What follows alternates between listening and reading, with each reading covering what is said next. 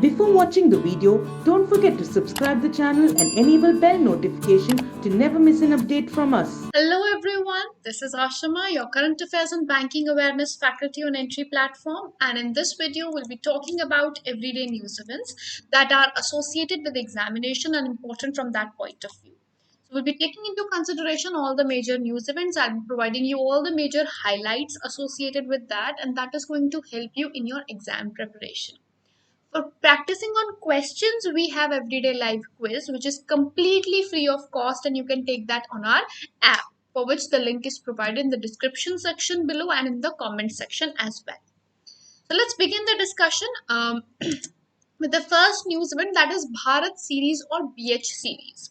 Now, this has been released by Ministry of Road Transport and Highways. They have introduced a new registration mark for the new vehicles, and that registration mark is being called as a BH series or Bharat series. So, what is the benefit of this is that all the vehicles who have this mark of BH series, they will not be required to get a new registration mark when they shift from one state to another state. Right? So if you have purchased and registered your vehicle in for say Punjab and you move to another state, then you had to change the registration as per section 47 of Motor Vehicles Act of 1988. As per the 1988 Act, you were required to change or get registered if you are staying for more than 12 months. New registration with the new state has to be made within 12 months. For 12 months, it was not required. Now, with BH registration, it is not required at all. So, new registration will not at all be needed. The vehicles wearing BH mark will not be required for the new assignment. Now, when the number is going to come out, first of all, who can apply for this? So that has been missed. So who can apply for this? All those who are defense personnel, who are from central government, who are of state government, who are for central or state public sector undertakings or PSU, any private sector organization, any private sector company who have their office in 4 or more states or union territories. Soon enough it will be open for all, but right now those offices who have their those companies who have their office in 4 or more states and union territories, those personals can get their vehicles registered as per BH series. Now, what is the registration mark for the BH series? That is YYBH, then there's a 4 number, then XX, which is a 10 alphanumeric. So it's a whole 10 alphanumeric number. First is YY, that is the year of registration. Then we have a BH, that is it is representing Bharat series.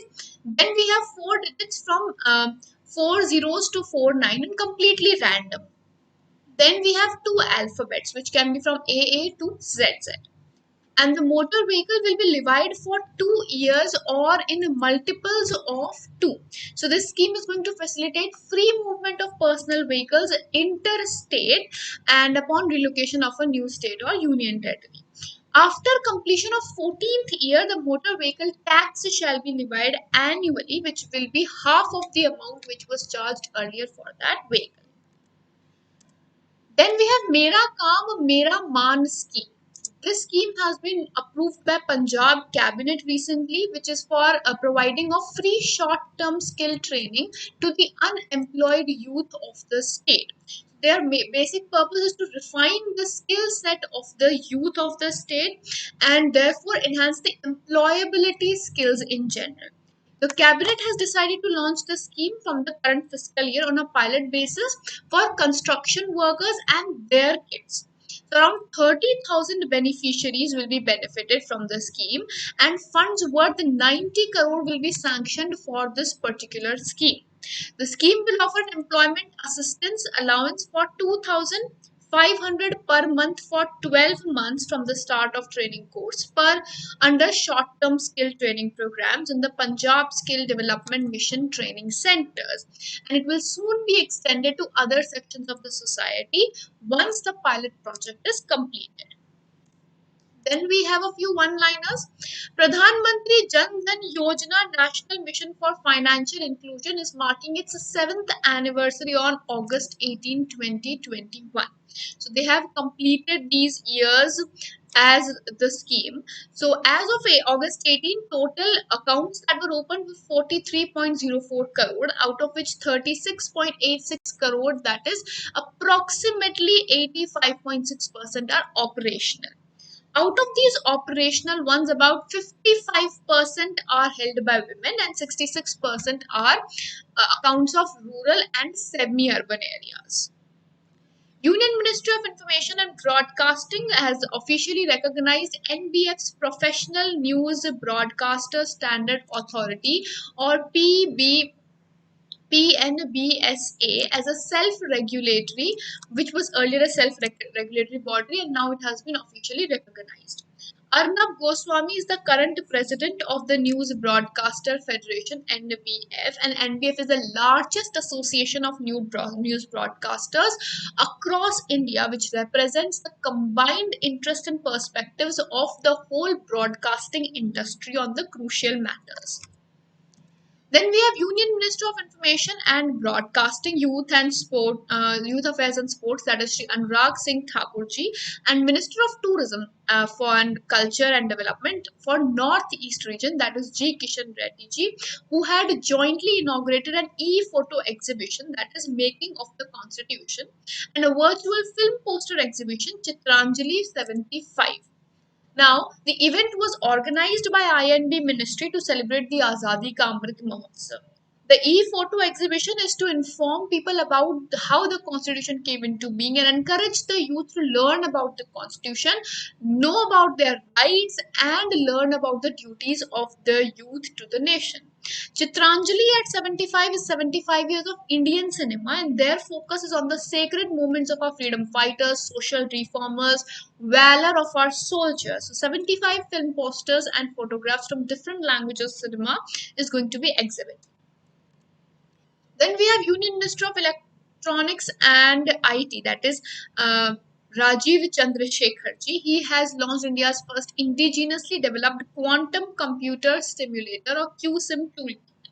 It was developed jointly by IISc Bangalore, IIT Roorkee, and CDAC, that is Center for Development of Advanced Computing. These three have together created it, and it will enable the learning and understanding of practical aspects of quantum computing in a cost-effective and easier manner. Raksha Mantri or Defense Minister Shri Rajnath Singh ji visited the Army Schools Institute ASI Pune and named the Army Sports Institute Stadium as Neeraj Chopra Stadium. So after Neeraj Chopra, we have a Army Sports Institute now.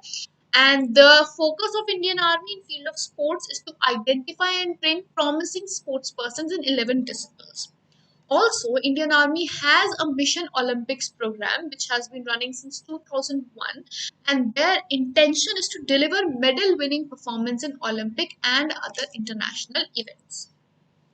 Then we have Union Minister for Agriculture and Farmers Welfare, that is Sri Narendra Singh Tomarji. He has announced the operationalization of BRICS Agricultural Research Platform, or BRICS ARP, for strengthening the cooperation of BRICS member nations in the field of agricultural research and innovations. BRICS Agricultural Research Platform has been prepared and set up in India, and the coordinating center is going to be in New Delhi. Right, so the platform is going to address the issues of world hunger, undernutrition, poverty, inequality, and also promote sustainable agricultural developments in the BRICS countries. Indian Navy and Germany Navy carried out a joint exercise in Gulf of Aden near Yemen and in the Indian Ocean leg of Indo-Pacific Deployment 2021, in which Indian Navy was represented by Trikand, whereas German Navy was represented by Frigate Bear.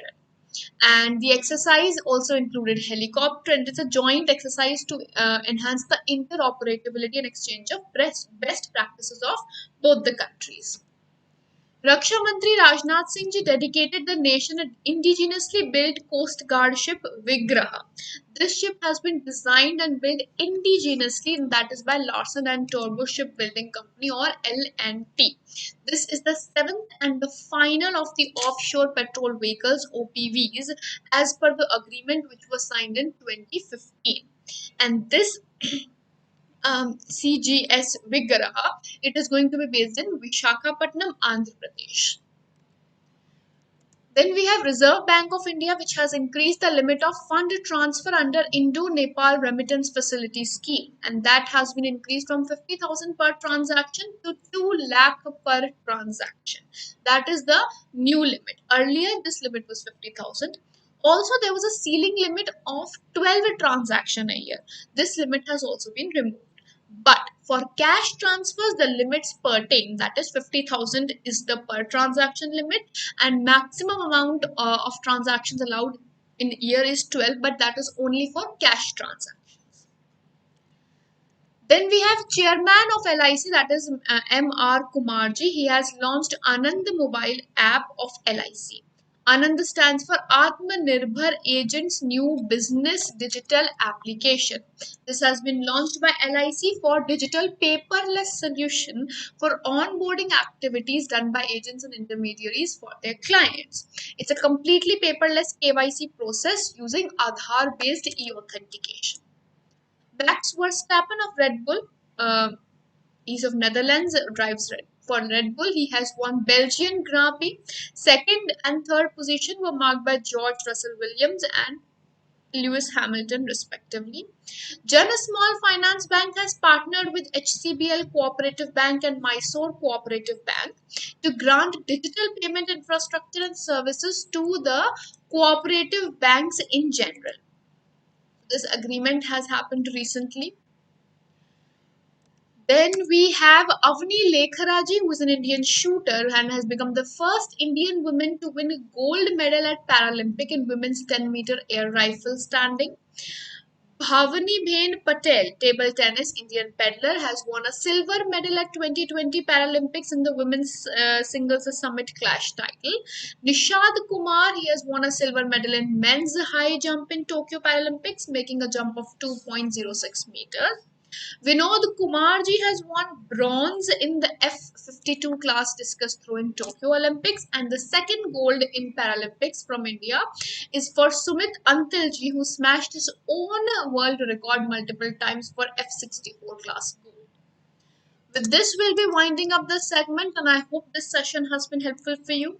We'll see you in the next video with more news events. Till then, goodbye. Take care. Don't forget to like, share, and subscribe to the channel. We'll see you in the next video. Till then, have a great day ahead.